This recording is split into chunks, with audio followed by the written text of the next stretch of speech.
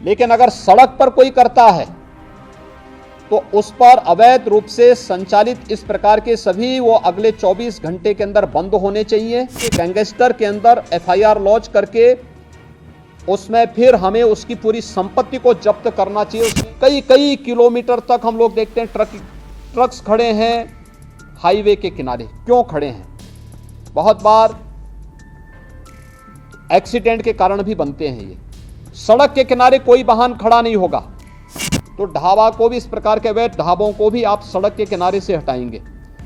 परिवहन विभाग की जिम्मेदारी इसमें बहुत महत्वपूर्ण हो जाती है।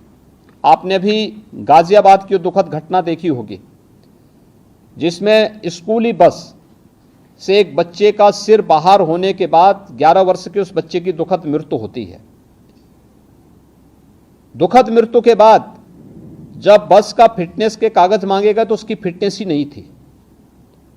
ये परिवहन विभाग की पहले प्राथमिक जिम्मेदारी थी कि हर एक बसेज का स्कूल कॉलेजेस खुलने के पहले हम सुनिश्चित करें कि उनके पास अपने वाहनों की फिटनेस सुनिश्चित हो।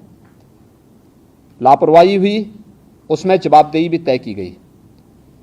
परिवहन विभाग को इस बात को सुनिश्चित करना होगा कि सभी प्रकार के बसेज का, ये स्कूली बसेज हों, प्राइवेट में कॉन्ट्रैक्ट कैरेज में चलने वाली बसेज हों, या फिर परिवहन विभाग के साथ संबद्ध बसेज हों, या फिर उत्तर प्रदेश परिवहन निगम के द्वारा संचालित वाहन हो, या ट्रक हो, 4 व्हीलर हो, 2 व्हीलर हो, इनको नियमित रूप से इनकी चेकिंग करना और ट्रैफिक के नियमों का पालन करवाने की व्यवस्था इनसे सुनिश्चित करना।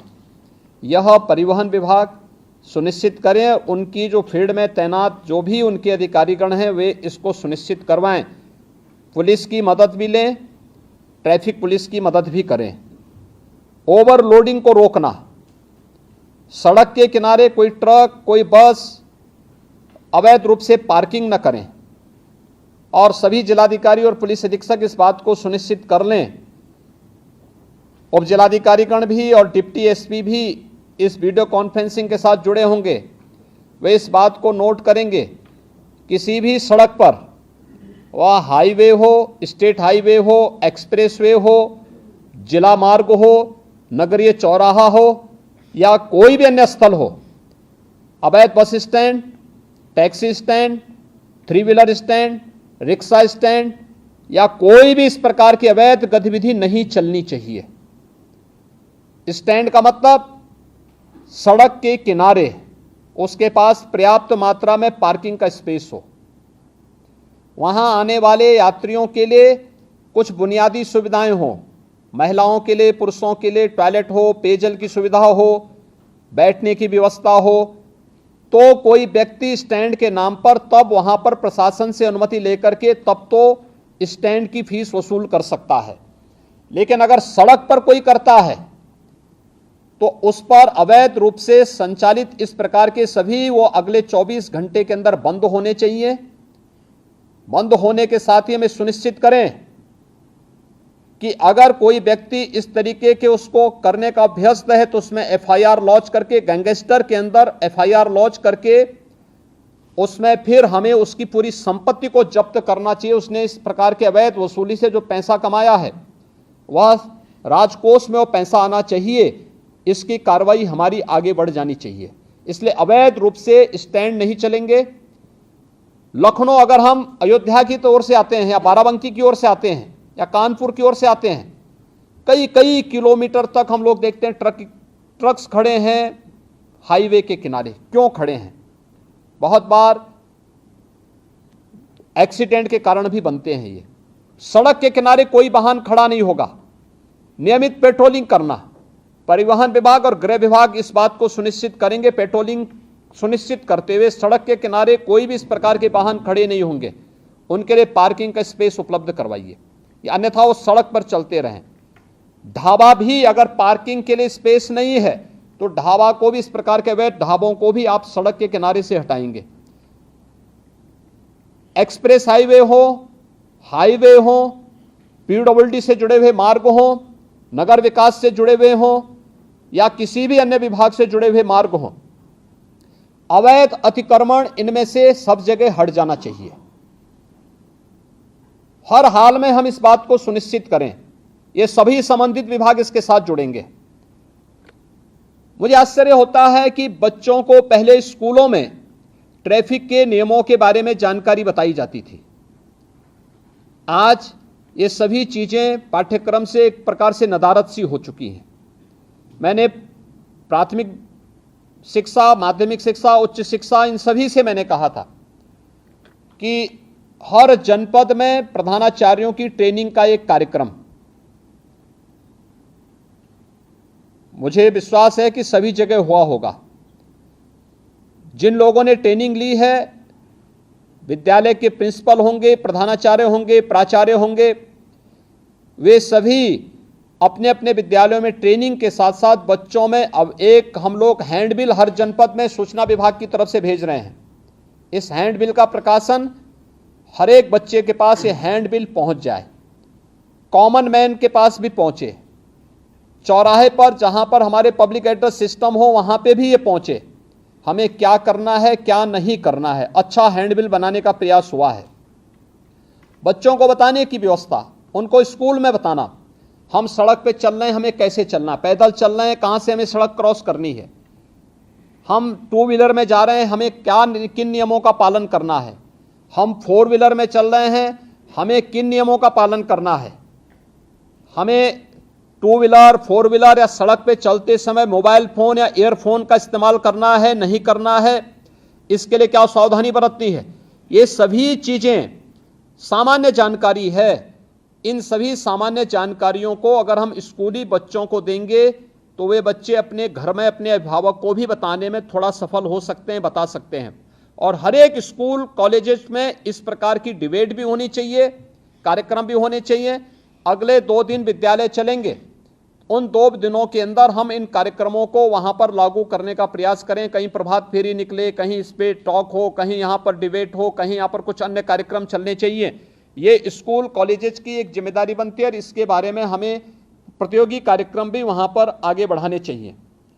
इसके अलावा हम इसमें तमाम अन्य संगठनों की का भी सहयोग, स्वयंसेवी संगठन होंगे, सड़क सुरक्षा से संबंधित जानकारी देने वाले तमाम अन्य सामाजिक संगठन होंगे, उनका भी हम इसमें मदद लें।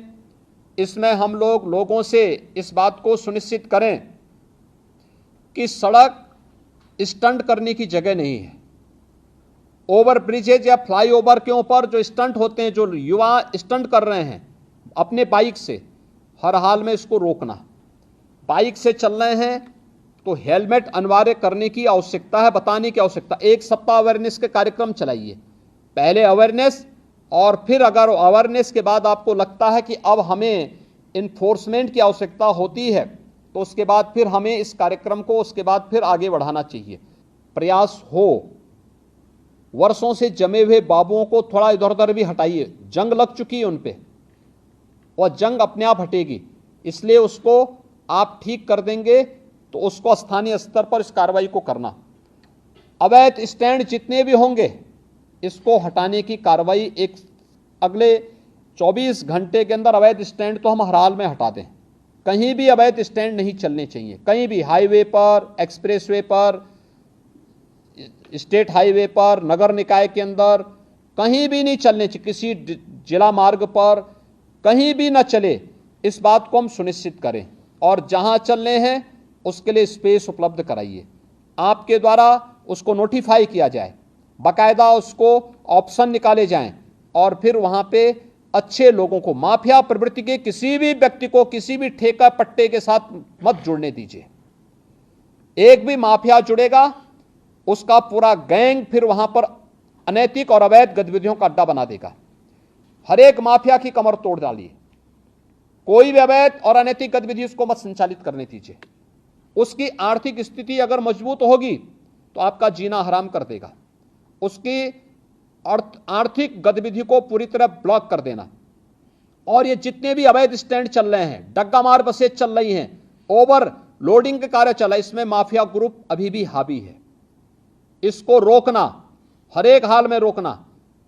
मंत्री समूह जून प्रथम सप्ताह में हर जनपद में जाएगा। फिर से मैं भी हर जनपद में जाऊंगा, मेरे पास भी अनेक हर जनपद की रिपोर्ट प्रतिदिन आती है। उस समय मेरे पास किसी भी जनपद से कोई नकारात्मक रिपोर्ट नहीं दिखनी चाहिए और इस बात को सुनिश्चित करना है। दूसरा, नगरीय क्षेत्रों में निराश्रित गोवंश या आवारा कुत्तों को संरक्षित करके सड़क से बाहर करना, यह नगर निकाय की प्राथमिक जिम्मेदारियों में आती है। नगर निकायों ने अपनी जिम्मेदारी नहीं समझी है और इसको समझना होगा। सड़कों पर गोवंश न रहे, इसके लिए कान्हा ओपन की व्यवस्था करना हो, पीपीपी मोड पर कोई कार्यक्रम चलाना हो, जितने भी आवारा कुत्ते हैं सड़कों पर घूमते हैं अन्य उसके बारे में व्यवस्था देना। हम ये भी सुनिश्चित करें कि तमाम लोग घर में भी अपना पालतू कुत्ता रखते हैं, हम सुनिश्चित करें कि वे साफ सफाई की व्यवस्था करके रखें और उन्हें सड़कों पर टहलाने के लिए ले जाकर के सड़कों पर गंदगी न पैदा करवाएं और आवश्यकता पड़ती तो उनका रजिस्ट्रेशन सुनिश्चित कराएं। उन पर निश्चित एक समय सीमा के अंदर उन्होंने उन्हें वैक्सीनेट किया है कि नहीं किया, यह भी सुनिश्चित करवाना। ये सभी चीजें हमें इसके साथ जोड़नी पड़ेगी। नगरीय क्षेत्रों में स्ट्रीट लाइट की व्यवस्था ठीक करना, समय पे स्ट्रीट लाइट जुड़े,